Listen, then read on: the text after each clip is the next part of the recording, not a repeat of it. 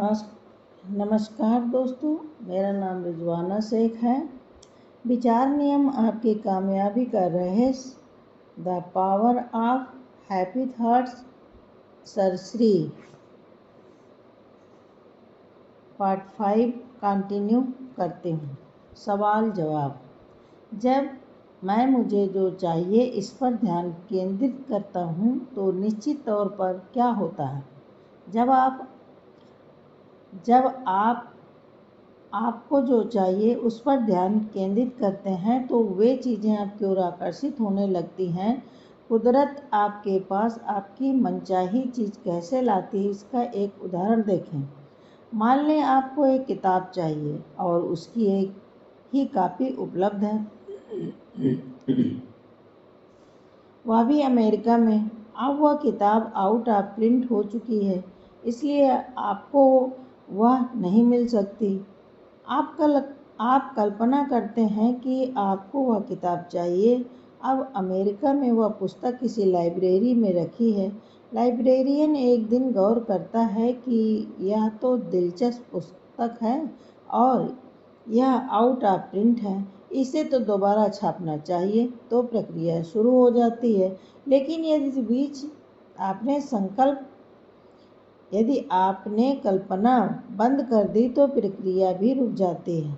आप जब दोबारा कल्पना करने लगेंगे तो एक और इंसान आएगा और वह उस पुस्तक को लाइब्रेरी से अपने घर पढ़ने ले जाएगा। आप अगर कल्पना चालू रखेंगे तो वह पुस्तक आपकी तरफ आने लगेगी, लेकिन जहाँ कल्पना सकारात्मक सोच बंद हुई, पुस्तक भी वहीं पर रुक जाती है। यदि आप अपना ध्यान पुस्तक की कमी पर रखेंगे तो भी वह पुस्तक आप तक नहीं पहुंच पाएगी। यदि आप सही तरीके से उस पर ध्यान केंद्रित किए हुए हैं तो वह पुस्तक फिर से आप तक आने के लिए शुरू हो जाएगी। उस इंसान के यहाँ उसका दोस्त मिलने आता है और कहता है कि मैं विदेश यात्रा पर जा रहा हूँ। वह इस पुस्तक को देखते ही कहता है, मैं इसे रास्ते में पढ़ने के लिए ले जाता हूँ। वह पुस्तक अपने साथ ले आता है और वह भारत ही आ रहा है। वह पुस्तक के साथ भारत आ रहा है और कैसे न कैसे वो आप तक वह पुस्तक पहुँचा ही देगा। लेकिन जहाँ आपकी कल्पना बंद हुई वहीं आपकी पुस्तक रुक जाएगी। यदि बीच में कल्पना रुकी तो वह भारत आएगा तो सही, लेकिन पुस्तक लाना भूल जाएगा। यह सब आपको नहीं पता क्योंकि यह अदृश्य में हो रहा है। यदि आप सोचने लगे कि मैं कब से कल्पना कर रहा हूँ, पुस्तक जाने कहाँ है, वह मुझे मिलेगी कि नहीं, तो यह नकारात्मक विचार है। इससे पुस्तक रुकने लगेगी। इसलिए खुश रहते हुए कल्पना करें कि पुस्तक आपके करीब आ रही है। तब कुदरत दोबारा उस पुस्तक को आप तक पहुंचाने की व्यवस्था करेगी। फिर वही इंसान भारत आता है। आपका कोई मित्र भी उसी कंपनी में काम करता है और जब वह उस इंसान से मिलने जाता है तो वह पुस्तक को पढ़ने के लिए ले जाता है। जब आप अपने उस दोस्त के घर जाते हैं तो हैरान रह जाते हैं कि जिस पुस्तक की मैं कल्पना कर रहा था वह यहाँ मेरे सामने है। आप पुस्तक पढ़ लेते हैं या फोटोकॉपी कर लेते हैं या जो चाहे वह करते हैं, लेकिन आपको अंतिम परिणाम मिल जाता है। यह कल्पना की शक्ति का छोटा सा मगर महत्वपूर्ण उदाहरण है। ऐसी बहुत सारी चीज़ें हैं जिनकी आप कल्पना भी नहीं कर सकते, लेकिन वे कुदरत के लिए बड़ी सरल हैं। आपका एक छोटा सपना पूरा करना या 10 बड़े सपने पूरे करना कुदरत के लिए एक बराबर है। आपको फर्क लग सकता है, लेकिन कुदरत के लिए कोई फर्क नहीं। प्रक्रिया में समान रहती है। विचार नियम की भूमिका दोनों में समान रहती है। जितना यकीन उतना परिणाम। नकारात्मक घटनाओं के होते हुए सकारात्मकता पर ध्यान केंद्रित कैसे करें? समझ द्वारा यह संभव है। इसके लिए चाहे तो आप आगे दी गई 3 तकनीकों का इस्तेमाल कर सकते हैं। नंबर एक पहली तकनीक, सकारात्मक शब्दों को किसी की उन्नति या आशीर्वाद के लिए इस्तेमाल करें। लोग अस्पताल में मरीज को देखने के लिए जाते हैं तो अक्सर उससे कहते हैं, क्या हो गया तुझे, कितना पीला पड़ गया, कुछ खाता भी है या नहीं। किसी भी बीमार इंसान के लिए इस तरह के नकारात्मक शब्दों का इस्तेमाल ना करें। कोशिश करें कि कुछ अलग सकारात्मक प्रेरणादायी शब्द बोल कर आए। आप उससे अच्छा बोलेंगे तो उसके साथ अच्छा होने लगेगा। आपके जाने के बाद वह उठकर अपने आप को आईने में देखेगा और सोचेगा कि अब वह अच्छा होने लगा है। अगर आप किसी के लिए अच्छे शब्द नहीं बोल सकते तो कम से कम उसकी इतनी मदद तो ज़रूर करें कि उसके लिए नकारात्मक शब्द तो ना बोलें।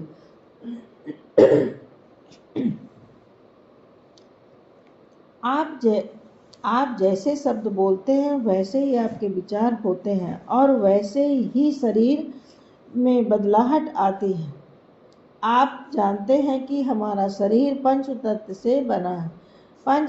से बना है, जल, वायु, अग्नि, पृथ्वी और आकाश। जैसे आपको ठंड लगती है उस समय शरीर की पेशी के पांचों तंत्र में से जल तत्व ऊपर आ जाता है और आपको ठंड लगने लगती है। आपने सोचा कि बहुत गर्माहट महसूस हो रही है और सूरज आपके बाजू में ही है, तो आपके शरीर में अग्नि तत्व प्रबल हो जाता है। इस जानकारी के आधार पर आज के बाद यदि आपको गर्मी में बैठना पड़े और आप ठंड महसूस करना चाहें तो कर सकते। मैं हिमालय में हूँ यह कल्पना आप मन में 1 मिनट के लिए पकड़ कर रखें तो आपको कम गर्मी महसूस होगी या ठंड लगेगी। जितनी देर आप उस विचार को पकड़ कर रखते हैं उतना उसका असर होता है। दूसरी तकनीक, लेकिन इस तकनीक के अंतर्गत आपको एक शब्द इस्तेमाल करना है। लेकिन कुछ लोग कहते हैं कि हम सकारात्मक शब्दों से विचारों को नियंत्रित करते हैं, लेकिन फिर भी हमें कभी कभी नकारात्मक विचार आते रहते हैं। ऐसे में हम क्या करें? तब लेकिन शब्द का इस्तेमाल करें, खास तौर पर नकारात्मक विचारों के साथ जरूर इस्तेमाल करें। जैसे आप सोच रहे हैं कि लगता है मैं बीमार पड़ने वाला, तुरंत इस पंक्ति के आगे लेकिन शब्द लगा दें कि लेकिन ऐसा नहीं होगा क्योंकि मेरे शरीर में हर रोग से लड़ने की अपार शक्ति है। किसी भी नकारात्मक विचार को ऐसे ही न छोड़ दें, उसे लेकिन लगाकर सकारात्मक करके ही छोड़ें। जैसा लगता है मेरे पास पैसे नहीं होंगे लेकिन मैं कमाऊंगा और पैसे आएंगे। लगता है आजकल मार्केट में रिसेशन बढ़ रहा है लेकिन अब परिस्थितियां ठीक हो रही हैं। मेरा पढ़ाई करने का दिल नहीं कर रहा है लेकिन मैं कुछ समय तो ज़रूर पढ़ूंगा। इस तरह आपको जब भी नकारात्मक विचार आए तब उनमें लेकिन शब्द डालकर विचार को सकारात्मक करके ही दम लें। नकारात्मक शब्दों को आधा अधूरा रखकर उन्हें आपके मन में घर न करने दें। तीसरी तकनीक, शक्तिशाली प्रेरक वाक्य, मास्टर थॉट कैचवर्ड। आपको जीवन में जो चाहिए उसके लिए एक शक्तिशाली प्रेरक वाक्य बनाएं। ऐसा विचार जो आपके हृदय को पसंद हो, जैसे हम होंगे कामयाब। यह पंक्ति एक मास्टर थॉट कैचवर्ड है। यह पंक्ति सुनकर यदि आपके शरीर में जोश आता है तो ये आपके लिए बना है।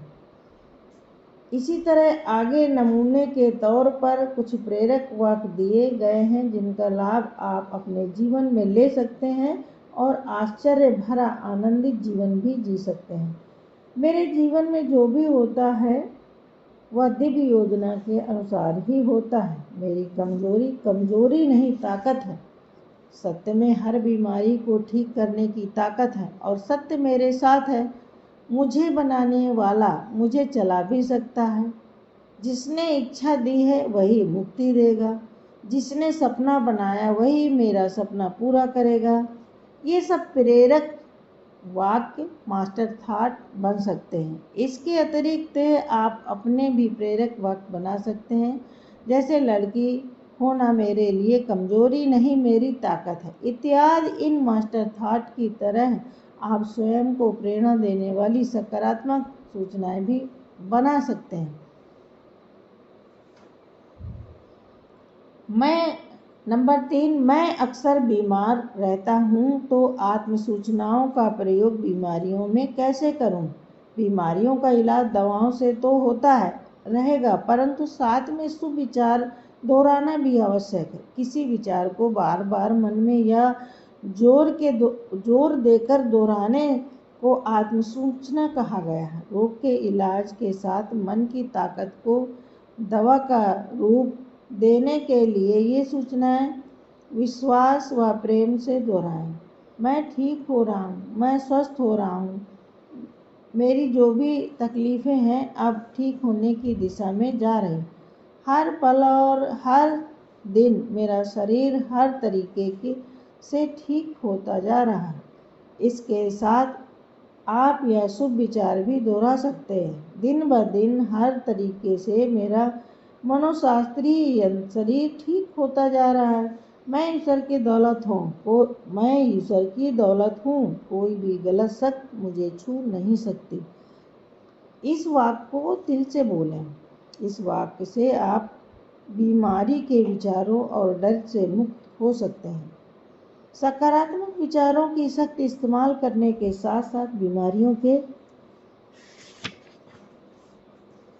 कारण जानने की भी कोशिश करें। यह देखें कि क्या यह रोग आपके खान पान की गलत आदत, कम ज़्यादा सोने तथा व्यायाम न करने की आदत की वजह से हुआ है। यदि आप में गलत आदतें नहीं हैं तो शांत भाव से यह सोचें कि मेरे अंदर ऐसे कौन से विचार चल रहे हैं जिनसे यह बीमारी पैदा हुई है।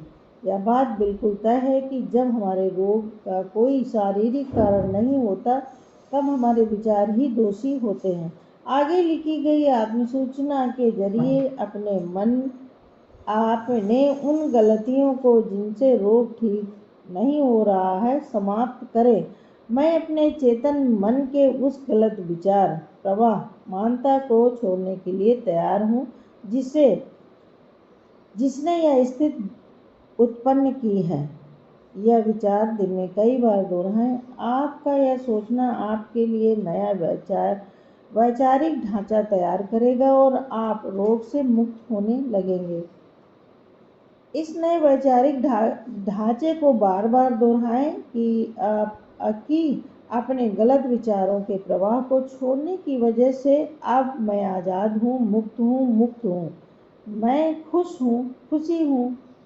यह कल्पना करें कि आप ठीक होने की प्रक्रिया से गुजर रहे हैं, आपके अंदर ठीक होने का अनुभव हो रहा है।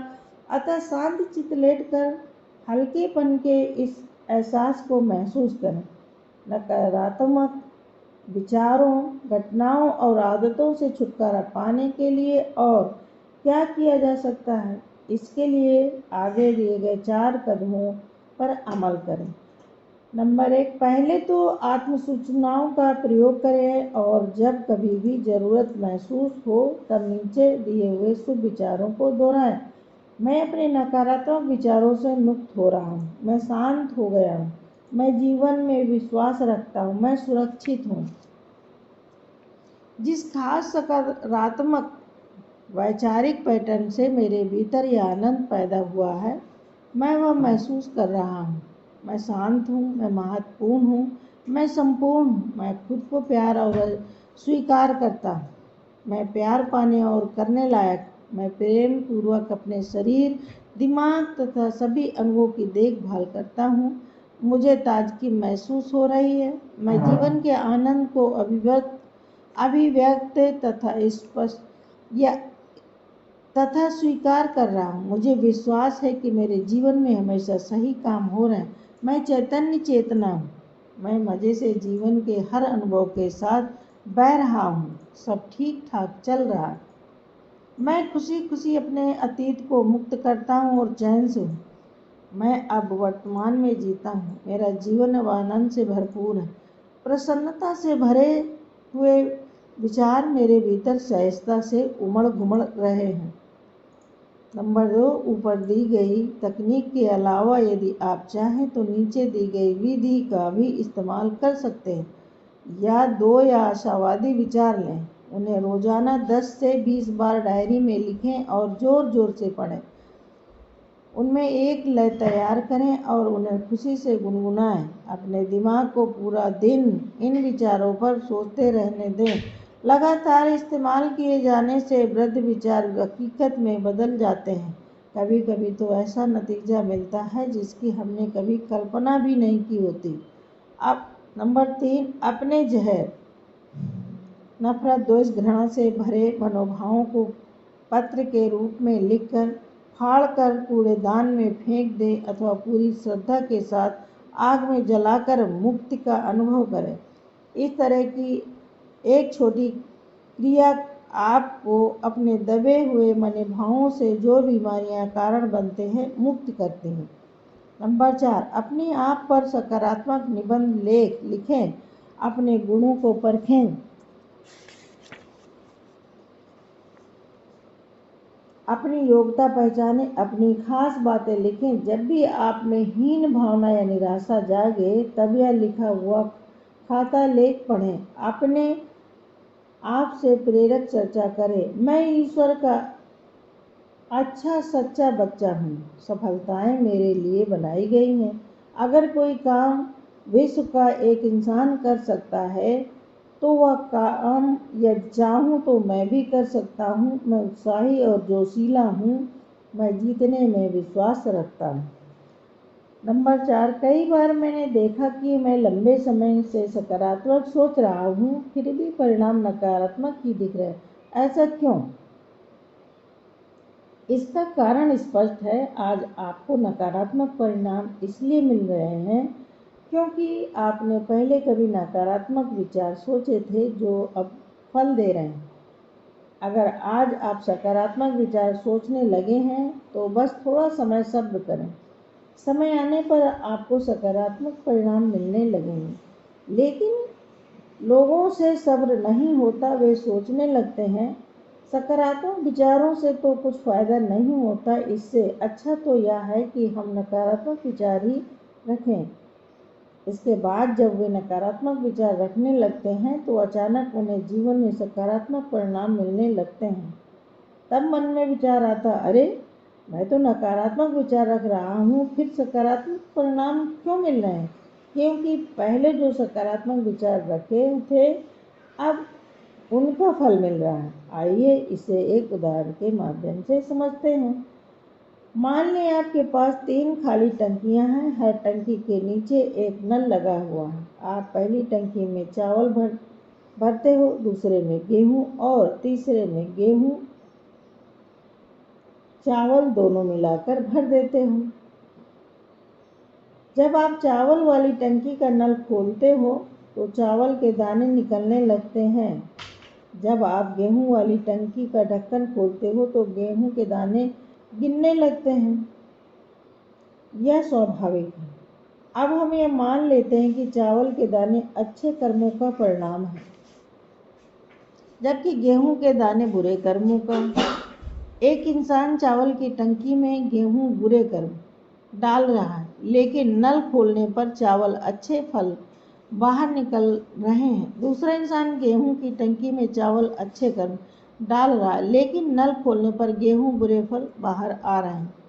जब कोई इंसान चावल की टंकी में गेहूं डालता है तो लोगों को दिख जाता है कि वह बुरे कर्म कर रहा है, लेकिन वे देखते हैं कि टंकी के नल से चावल के दाने बाहर आ रहे हैं। इसका मतलब है कि बुरे कर्म करने के बावजूद उससे अच्छे फल मिल रहे हैं।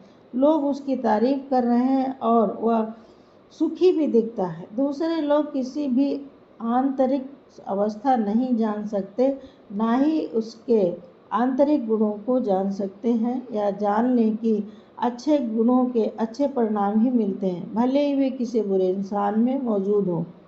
ऐसा इसलिए होता है क्योंकि चावल के दाने नल के पास तलहटी में मौजूद रहते हैं और नल खोलने पर सबसे पहले बाहर निकलते हैं। यानी इंसान ने पहले अच्छे कर्म किए थे जिनका अच्छा फल उसे उस वक्त मिल रहा है बुरे कर्म तो उसने बाद में किए, यानी गेहूं तो चावल के ऊपर है। जब अच्छे कर्म यानी चावल के दाने खत्म हो जाएंगे, तब उसके द्वारा डाले गए गेहूं के दाने बुरे कर्म का परिणाम निश्चित रूप से बाहर निकलेगा। इसी तरह एक और इंसान गेहूं की टंकी में चावल के दाने डाल रहा है। नल खोलने पर गेहूं के दाने पहले बाहर निकलेंगे, क्योंकि पुराने बुरे कर्म अंदर पहले से मौजूद हैं। चावल के दाने तो तब निकलेंगे जब गेहूं के पुराने दाने खत्म हो जाएंगे। जब ऐसी स्थितियां उत्पन्न होती हैं तो लोग सोचते हैं कि किसी के द्वारा अच्छे कर्म करने के बावजूद भी उसके साथ बुरी घटनाएं क्यों हो रही हैं। तीसरी टंकी में चावल और गेहूं मिले हुए हैं। यह ज़्यादातर लोगों के मामले में होता है कि हर इंसान का जीवन अच्छे और बुरे दोनों तरह के कर्मों तथा फलों का मिश्रण होता है। इस मामले में कौन से दाने बाहर निकलेंगे, गेहूं के या चावल के, यह इस बात पर निर्भर करता है कि हम अपनी प्रार्थना द्वारा किस चीज को और कैसे आमंत्रित करते हैं। प्रार्थना भी एक कर्म है और प्रार्थना द्वारा आप अच्छे फलों को आकर्षित कर सकते हैं। इस उदाहरण से स्पष्ट हो जाता है कि बुरे लोगों को अच्छे फल और अच्छे लोगों को बुरे फल क्यों मिलते दिखते हैं। यह भी स्पष्ट हो जाता है कि आज टंकी में किस प्रकार के बीज डाले जाने चाहिए। वर्तमान की टंकी में चावल या गेहूं डालना पूरी तरह आप पर निर्भर करता है, अर्थात विकल्प चुनना आपके हाथ में है। इससे समझें कि आपके जीवन में जो भी हो रहा है वह अतीत में दिए गए ऑर्डर का गलत नतीजा है। जो जीवन आप आज जी रहे हैं वह अपनी महत्वाकांक्षाओं और डर के आधार पर जी रहे हैं। अतीत में कुछ तीर कमान से निकल चुके हैं, यानी कुछ नकारात्मक विचार आप कर चुके हैं। आपके जीवन में आज जो भी घट रहा है उन्हीं के कारण घट रहा है। अतीत में हमसे जो नकारात्मक विचार हुए, जो तीर छूटे, जो गलत आर्डर हमने दिए, उनके लिए हम आज क्या कर सकते हैं। अतीत के विचारों के असर से बचने के लिए प्रत्यक्ष रूप से आपको कुछ नहीं करना। आपका ध्यान बस इस बात पर रहना चाहिए कि आज मुझे क्या चाहिए, आज कौन से ऑर्डर करने हैं। उस समय अज्ञान था, इसलिए कुछ गलत ऑर्डर दिए गए थे कि मेरे जीवन में ऐसा हो वैसा हो, मगर अब जो चाहिए उस पर काम शुरू करें। करने योग्य जो काम है वही करें। जैसे दूध की बोतल गिर गई तो अब क्या करें, वह दोबारा तोड़ी तो नहीं जा सकती, इसलिए उसे जोड़ने की कोशिश से कोई फायदा नहीं होगा। उस समय करने योग्य काम यह है कि कांच के टुकड़े बटोर लें, किसी के कदम पर कार्य शुरू करें। कांच के टुकड़े बटोर लें, इसी कदम पर कार्य शुरू करें। पहले गलत ऑर्डर देने के कारण जीवन में कुछ गलत बातें आ गई। अब नया ऑर्डर देना शुरू करें। अब आपको जो चाहिए उसके ऑर्डर दें।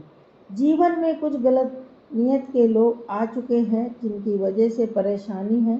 गलत सास आ गई, बहू आ गई, पति आया, पत्नी आई, पड़ोसी आया, बास आया, जो भी ऐसे गलत लोग आए तो वे इसलिए क्योंकि अज्ञान में आपने वैसे ऑर्डर दिए। अज्ञान में लोग बहुत से गलत काम कर बैठते हैं। जैसे टीवी सीरियल देखते समय कुंवारी लड़की कहती है, मेरी सास अगर मुझसे ऐसे बोलेगी तो मैं उसे मुंह तोड़ जवाब दूंगी, उसे ठीक कर दूंगी। अब उस लड़की को यह बात नहीं पता कि वह गलत ऑर्डर देकर अपने जीवन में ऐसी सास को आकर्षित कर रही है। अगर सास टीवी सीरियल देख रही है तो वह कहेगी, मेरी बहू जब ऐसा करेगी तो मैं पहले ही उसे पकड़ लूँगी। सास भी अपने जीवन में वैसी ही बहू को आकर्षित कर रही है, हालांकि उसे भी यह बात मालूम नहीं है। लोग टीवी सीरियल देख कर अपने जीवन में अर्थ का अनर्थ कर रहे हैं। अतः जो तीर कमान से निकल चुके हैं उनकी चिंता छोड़ दें, यानी अतीत में जो गलत चुनाव किए हैं उन्हें भूल जाएं। उनका परिणाम तो मिल चुका है। हो सकता है कि आपको पता भी ना हो कि किन तीरों का असर क्या हुआ। कल चुनावों से आपके जीवन में कौन से परिणाम मिले। आपने ऐसे आर्डर दिए, ऐसे विचार रखे, ऐसी प्रार्थनाएं की जिनकी वजह से आज आप असफल, हताश, दुखी या बीमार हो गए। लेकिन आगे से सोच समझकर काम करें। अच्छी तरह सोच ले कि नया आर्डर क्या दें। आज आप कुछ उल्टा सीधा खा लेते हैं जिससे तकलीफ होती है। अब नया आर्डर यही होना चाहिए, अब मैं स्वस्थ शरीर चाहता हूँ। मेरा पेट ऐसा होना चाहिए जो लक्कड़ पत्थर जब हजम कर ले। मुझे ऐसा हाजमा चाहिए जो हर स्थिति में आदर्श हो। जब आपके जीवन में ऐसा होगा तब आपको पुराने तीरों पर असर पता भी नहीं चलेगा। पुराने तीरों की वजह से दर्द उठेगा, दुख होगा, लेकिन अब आप इतने मजबूत बन गए हैं कि आपको कुछ पता ही नहीं चला। हालांकि कुछ दर्द आए और आकर चले गए जिनका आप पर नकारात्मक असर नहीं हुआ। आपने देखा कि शरीर में कुछ दर्द उठा, लेकिन आप ध्यान में इतने पक गए कि आपने इस कष्टकारी घटना का भी आनंद लिया। उपरोक्त आशय द्वारा यह समझ प्राप्त करें कि अतीत में जो हो गया उस पर से ध्यान हटाकर वर्तमान में जो हो सकता है उस पर ध्यान केंद्रित करना। इस तरह आप लगातार विचार नियम का अधिकतम फायदा ले पाएंगे। Thank you.